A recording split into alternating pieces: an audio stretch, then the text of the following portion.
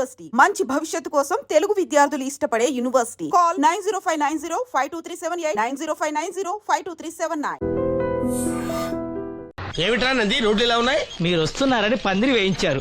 రోడ్లు కూడా ఎక్కడ వేయిస్తారు స్వామి? శృతి తప్పుతున్నావు నంది. గురుగారు రండి రండి. ఏమిటయ్యా ఈ రోడ్లు? గురువు గారు వస్తున్నప్పుడు ఇవన్నీ చూసుకోవడం తెలీదు? ఎలా ఉంది స్వామి శృతి? బాగుంది.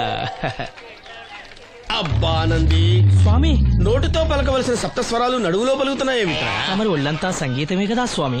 లెస్స బలికి దీర్ఘాయుష్మాన్. నమస్కారం గురుగారు. ఎందుకు మొహాట పడతావు? నమస్కరించు. మొహాటం ఎక్కువ వెధవుకి. పాలల్లో ఏం కలిపావు? పాలు మరి చిక్కగా ఉన్నాయని కొద్దిగా నీళ్లు కలిపానండి.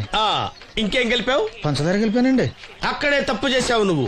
ఏమయ్యా, గురువు గారు తింటున్నప్పుడు వడియం, తాగినప్పుడు మిడియం కంపల్సరీ అని తెలీదా నీకు? వెళ్ళు కాఫీ తీసురా. తీసుకురాపో. గురువు గారు మీరు రండి సార్. నేను ముందే చెప్తున్నాను, నా కచేరీ అయిపోయేంత వరకు ఎవరూ లేవటానికి వెళ్ళలేదు. ఎవరికైనా అర్జెంట్ అయితే వెధవా వెధవా రండి.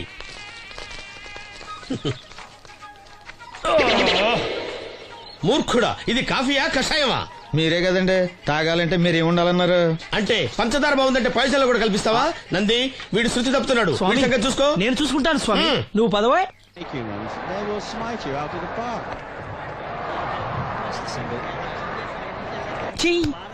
పీకాడు. ఒకటి చెప్పాయా? 101 అందులో 100 క్యాన్సెల్.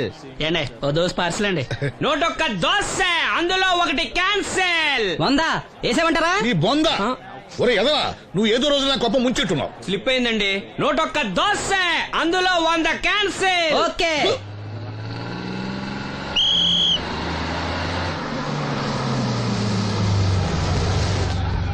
రాసిను జాగ్రత్త, మెల్లగా జాగ్రత్త వెళ్ళరా. నువ్వు రామ్మా, ఎక్కు పైకి ఎక్కు, లోపలికి వెళ్ళిపో.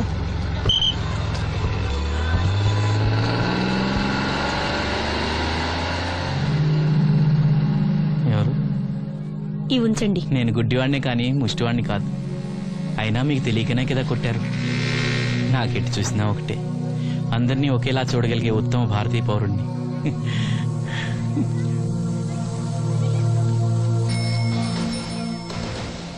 ఒరే ఎదవా, సీన్ వచ్చాడు, ఇల్లు తీసుకురా.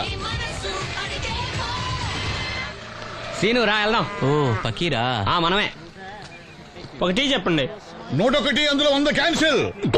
ఈ ఎదవలా ఒకటి నాకు వచ్చినేంటి? రే 120.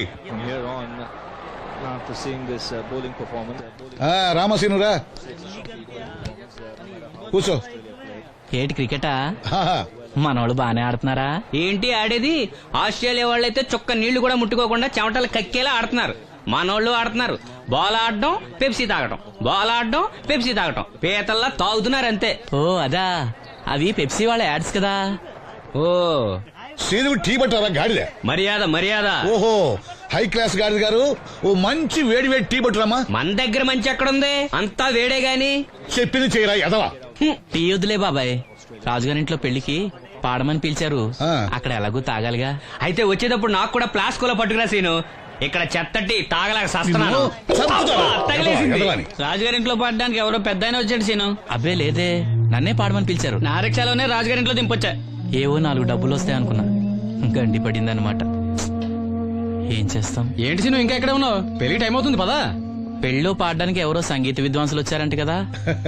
ఎంత విద్వాంసులు వచ్చినా వాళ్ళు గొంతు పడతారు, నువ్వు మనసుతో పడతావు. అయినా నీ పాట లేకుండా ఈ చుట్టుపక్కల గ్రామాల్లో పెళ్లిళ్ళెట్ అవుతాయిరా. వెళ్ళరా. సరే వెళ్ళొస్తా బాబాయ్. ఎల్లెళ్ళు, భోజనాల టైంకి నేను వస్తాలే. గురుగారు, నా మాటని మీరు కూడా రావచ్చు కదా.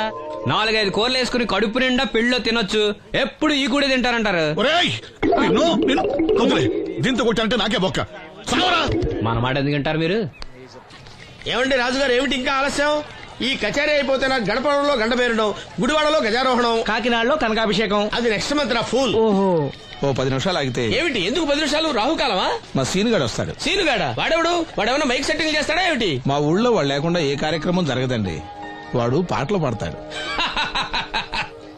పాటలు పాడతాడా? తాను సేనంతటి వాడిని నన్ను ఇక్కడ పెట్టుకుని ఎవడో సీనుగాడు రాలేదని కచేరీ ఆపుతారా? హిమాలయ పర్వతం అంతటి వాడిని నన్ను ఎదురుగా పెట్టుకుని ఫ్రిజ్ కోసం చూస్తున్నట్టుంది. అడుగో రానే వచ్చాడు. ఈ గుడ్డివాడు పాటలు పాడతాడా? పాడడానికి కావాల్సింది గొంతు గాని కళ్ళు కాదు కదా స్వామి. నోర్మోయ్, గొంతు బాగుంది కదా అని గాడిద కోయిలవుతుందా? ఫోన్లే అన్న, పెద్ద ఆయన, ఆయన్నే పాడమను. వీడెవడో గుడ్డి తెలివైన వాడు. కాదు, తెలివైన గుడ్డివాడు. నోర్మోయ్, ఏమిట్రా శృతి పెంచుతున్నావు? మన ఊరు వచ్చి మనోడిని తిడుతుంటే సొత్త ఊరుకుంటారేటండి రాజు గారు.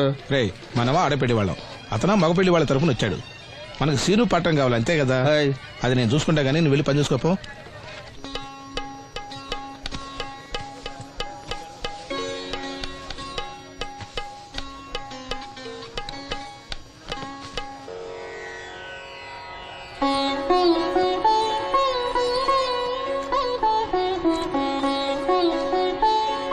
బాబు, శాస్త్రం నుంచి సంగీతం పుట్టిందనుకున్నాను గాని సంగీతం ప్రకృతి నుంచి పుట్టిందన్న విషయం నీ నుంచే తెలుసుకున్నాను బాబు. నా పాటకి ఏ శిల కరుగుతుందో గాని నీ పాటకి ఈ శిల కరిగింది నాయనా.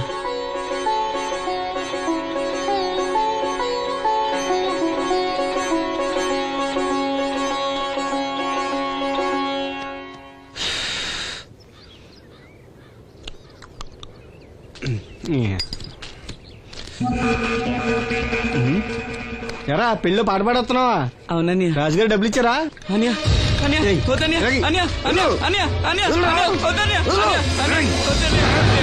ఈ ఏటకు చాలు.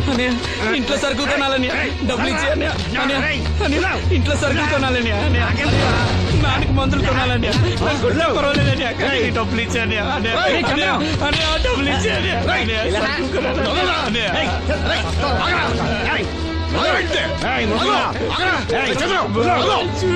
వాడి కష్టపడి సంపాదించిన డబ్బులు ఆకుంటారు సిగ్గులేదురా? దున్నపోతులా ఉన్నావు. కుటుంబాన్ని పోషించాల్సిన పోయి కళ్ళు లేని వాడి సొమ్ము ఆకుంటావురా? ఈ నీతి కబుర్లన్నీ గుళ్ళో చెప్పు, లేదా అడ్డ మీద రాసి నీ హోటల్లో పెట్టుకో. అంతేగాని అడ్డం వచ్చి అడ్డంగా నరికేస్తా. నరికెందుకు డబ్బిచ్చుకో. ఊరుకోరా, ఊరుకో. వాడు ఎదవరా? ఎదవ తెలుసు కదా. అమ్మా, అన్నయ్య వచ్చాడు. అన్నయ్య జాగ్రత్త. అన్నయ్య జాకెట్ తెచ్చావా? పర్వాలేదులే, తెస్తావని అనుకున్నాను. తెచ్చావా? మా మంచి అన్నయ్య. అమ్మా చూసావా ఎంత బాగుందో? దీన్ని ఇప్పుడే కుట్టడానికి ఇచ్చేస్తాను. రేపు ఉదయం వెళ్ళొచ్చు కదమ్మా. ఇప్పుడే. అది తోడుకునేదాకా నిద్రపోదరా. సామాన్లు తెచ్చావా అయ్యా? ఇదిగో అమ్మా. డబ్బులు సరిపోలేదు, నాన్నగారికి తైలం మాత్రమే తీసుకొచ్చాను. ఈ డబ్బేంటి? కింద పడ్డానమ్మా. చూసుకుని నడవచ్చు కదరా. నేనా? ఒళ్ళంతా నొప్పులుగా ఉన్నాయి, కాసంత వేడి నీళ్ళు పెట్టమ్మా. అలాగే.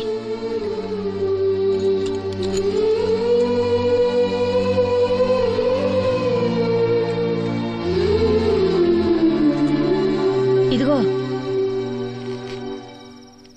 నా సొట్లయి చుట్టలు రేపు కాల్చుకోవచ్చులే, ముందా మందు తీసుకో.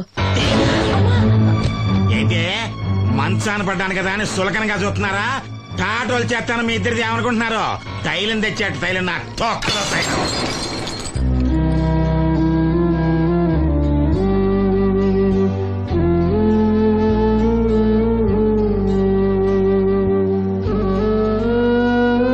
అయ్యో, పగలగొట్టేశారా? అవునురా, పగలగొట్టాను. అయితే ఏంటి, కొడతావా? కొట్టు, కొట్టరా. నడివిరిగి మంచాన పడ్డాను కదా, పెద్దానికి మీ దయాదాచిన్యాల మీద ఆధారపడుతున్నాను కదా. అది కాదు నాన్న, అది అప్పు చేసి తెచ్చాను. ఏంటి, అప్పు చేసి తెచ్చావా? అప్పు ఎందుకు చేయాల్సి వచ్చిందో చెప్పరా? ఏం జరిగింది? వీడు చెప్పలేదా? లేదే. గుండె బద్దలవుతున్నా వీడు నవ్వుతూనే ఉంటాడు. బాబాయ్, నువ్వు ఉండరా? తోడబుట్టినోడంట, తాగుపోతేదవా.